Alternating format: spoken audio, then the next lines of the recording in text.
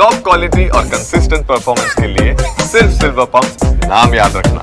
Sumul dairy road પર ગમે ત્યારે દુર્ઘટના ઘટે તેવી સ્થિતિનું નિર્માણ થયું છે।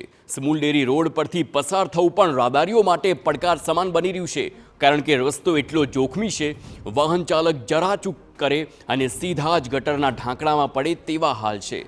રોડ પર ગટરના ઢાંકણા ખુલ્લા છે। આ ખુલ્લા ઢાંકણાને કોર્ડન કરી સુરક્ષિત કરવાની પણ પરવા સુરત મનપાએ નથી કરી।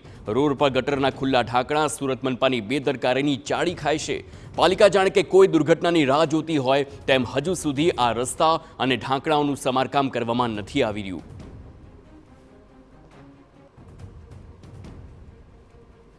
સરદારનગરમાં આજે 15 દિવસથી ગટરના ઢાંકણા ખુલ્લા છે અને ગટર આખી તૂટી ગઈ છે।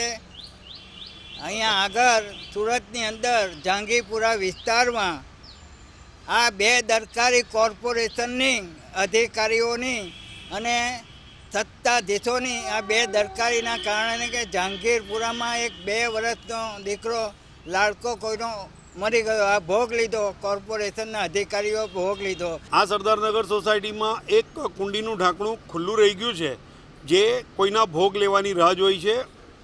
આ જહાંગીરપુરામાં એક માસૂમ બાળકનું જીવન જતું રહ્યું, એવું ભોગ ન લેવાય એ માટે આ કુંડીનું ઢાંકણું સત્વરે। તો હમણાં તાજેતરમાં સુરતમાં ગટરમાં પડી જવાથી 2 વર્ષની બાળકીનું પણ મોત નીપજ્યું હતું। સુરત મનપાએ દુર્ઘટનામાં કોઈ બોધ લીધો હોય તેમ લાગતું નથી અને હજુ પણ ગટરના ઢાંકણા ખુલ્લા જોવા મળે છે। સુરત મનપા સામે રહીશોમાં પણ રોષ છે। ગટરના ખુલ્લા ઢાંકણામાં બાળકો અને વાહન ચાલકો પડી જાય તેવી ભીતિ રહીશો સતાવી રહ્યા છે। સ્થાનિકોનો આક્ષેપ છે કે અનેક રજૂઆત છતાં મનપાના પેટનું પાણી પણ નથી હલતું।